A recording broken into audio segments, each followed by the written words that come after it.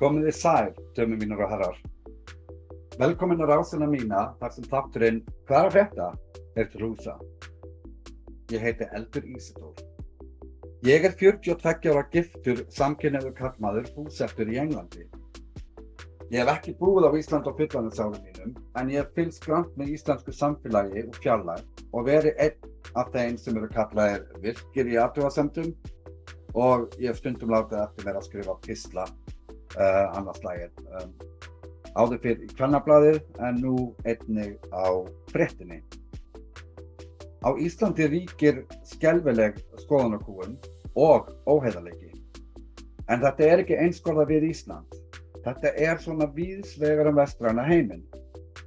Hins vegar, það vantar íslenskt efni á YouTube sem þorir að kryfja hina hliðina. Hin sjónarmiðin. Heildarmyndin verður alltaf óskýr ef það ekki gert. Í þessum þáttum vona ég að við ræðum hin og þessi málefni frá ólíkum sjónarhornum. Ég ekki með neina fyrir reynslu af þáttagerð eða hlaðvarpsgerð, þannig að þetta algjörlega nýtt fyrir mér. Svona hvítir miðaldra forritahómar, fyrir einnig að vera tækniblindir svona með aldrinum. Þannig að ég vona þið fyrirgefi mér að það kannski löggæði núna í byrjun, en ég skal lofa að taka mig á fram líða stundir. Góð tæknileg ráð eru líka mjög vel þegin, þannig að comment below. Nýjasta stand-up sýning Ricky Gervais, Supernatural, kom út á Netflix í fyrradag ef ég man rétt, og nú reynt að cancela honum fyrir transfóbíu. Ég, yours truly, náttúrulega transfób nummer 1 á Íslandi.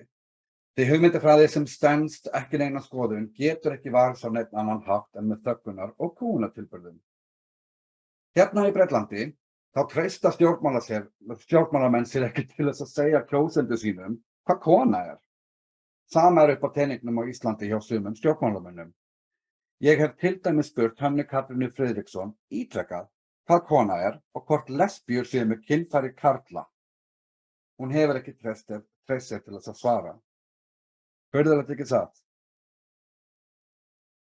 En hvað það sem veldur því að einfaldar skilgreiningar verða fyrir þessari stórkostlegu afbökun og verða í raun umdeildar skoðanir? Af hverju svona flókið að svara hvað kona sama og gagnkynið orðin eitthvað útvötnuð og orðina eins konar kynfærablæti? Jólin árið 2015 það átti ég mitt svokallaða peak trans moment. Mjög high profile íslensku transaktivisti postaði hjá sér einhverju skopmynd þar sem samkynhneigð var smættuð niður í kynfærablæti. Og þessi skopmynd fékk mjög góðar undirtektir hjá mörgum. Og þá fór ég átta mig á því að sú transaktivistahreyfing sem ég hafði stutt væri fjarri því að vera sú sama og hún var. Vissulega eiga allir rétt á því að lifa lífi laust við mismunun kemur á sjálfsögðum mannréttindum. En kíkjum aðeins fyrst á það sem Ricky Gervais sagði. Fucking dinosaurs. No, I love the new women. I know the new women. They're great, aren't they? You know the new ones we've been seeing lately. The ones with beards and cocks. They're as good as gold. I love them. No, it's the old-fashioned with it. And now the old-fashioned, they go like, oh, they want to use our toilets. Why shouldn't they use your toilets? For ladies. They are ladies. Look at their pronouns. What about this person isn't a lady? Well, his penis. Her penis, you fucking bigot.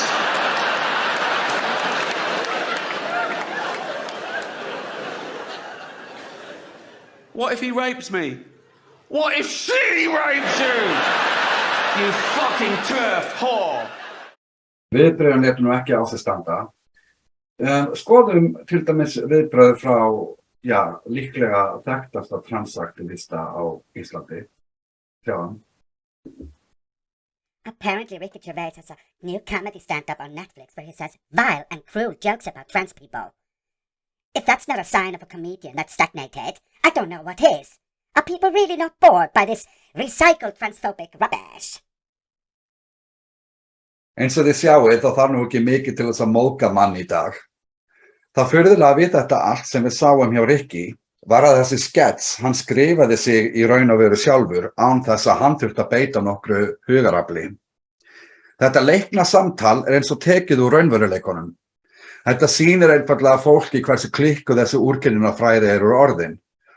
Ugla menntaður úrkynjunarfræðingur hjá Háskóla Íslands og hefur það atvinnu að spúa úr sér þvælu og alveg örugglega þvælu sem ugla trúir heldur ekki. Okkur sagt núna að konur geta verið með tippi og menn með píkur.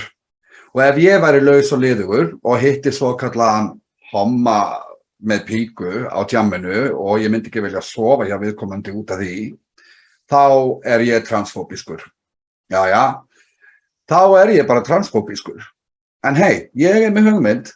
Hvernig væri það ef tryggingafélögin færi í það að selja hvítum miðaldra körlum slaufunatryggingu eða cancel insurance? Það hlýtur að vera komin mjög góður markaður fyrir það. Þannig að hit me up tryggingamiðstöð á Sjóvá. En svona back to seriousness, það ný og svæsin homofóbía komin upp á yfirborðið og það spurning hversu lengi fólk ætlar að láta bjóða sér hana. Ég ekki þekktur fyrir mikið annað en að vera beinskeittur og jafnvel harkalegur í umræðum á netinu. Þess vegna svo sem ágætt að ég komin í þetta format því að þá sér fólk að ég eiginlega bara hinn ljúfasti drengur. Alveg satt. Mamma sagði mig það.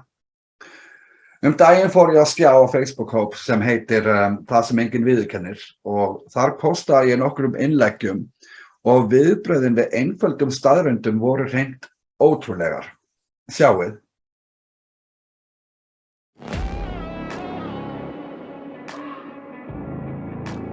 Hvað má ræða á netinu? Hvað gerist ef maður bendir á augljósar staðreyndir? Í lagi að limlesta börn í tilraunaskyni? Í fyrsta lagi hefur enginn réttindi til þess að tjá þig eitthvað sem þú aldrei upplifað. Í öðru lagi, þetta ekki svona fucking öfundsjúkur út í fólk sem þorir að vera eins og því líður. Þriðja lagi, ég vorkenni ekki skít og enginn annar þegar karma refsar þér. Þú ljóta manneskja, bæði að innan og utan. Þú bara mús en ekki maður, alveg búin að sýna það á sanna. Hættu að reyna að blanda öllum þitt leiðilega gráa líf. Við erum alveg góð.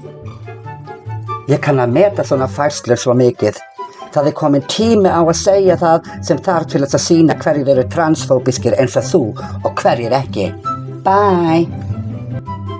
Þú angar svoleiðis að fáfræði eldur til vil að það stinkar hérna.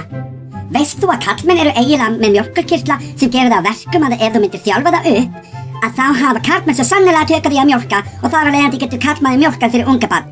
Bam! Þetta basic lífeðlisfræði í boði fyrir fáfróða þig. Farðu svo að læra að nota Google til að fræða þig í stað fyrir þess að ræna þig.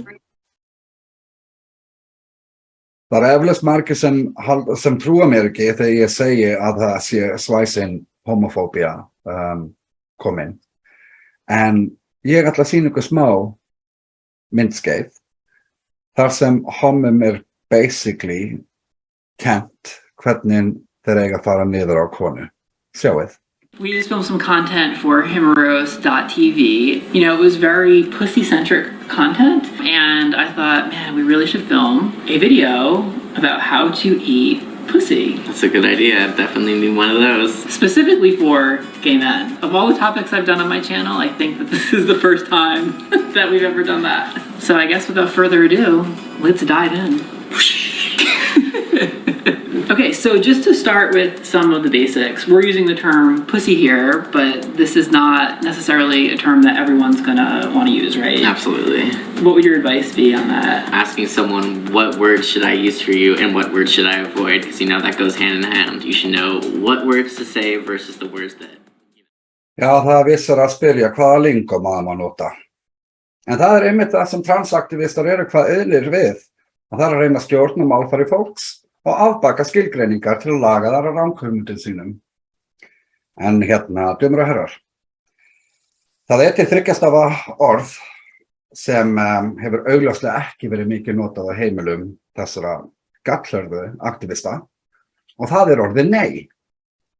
Það komin tími til þess að beita því orði aðeins. Ef þú ert búin að fá þetta algjörlega upp í kok, þá segir það einfaldlega nei. Stopp.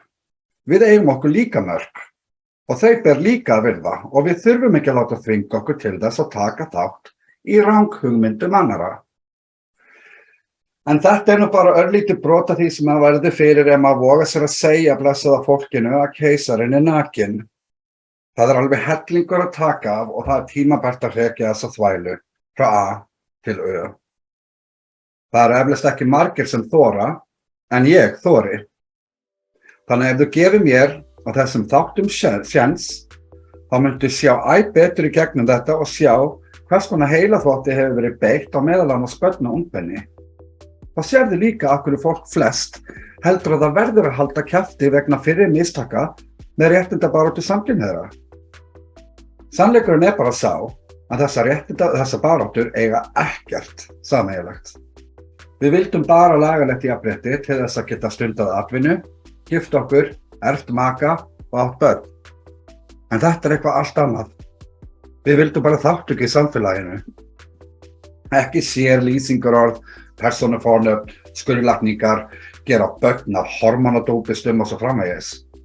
Á þessari rás ætlum við að taka þetta skref fyrir skref. Bretar að taka umræðuna, Bandaríkjamenn sömuleiðis, Svíar og Finnar hafa bannað læknum að gera börn af stereótópistum og umræðan komin í gang. Það tími til komin að við gerum það sama. Þó að ég geri grín af þessu, þá þetta hinn fúlasta alvara. Þannig að þangað til næst, sjáumst.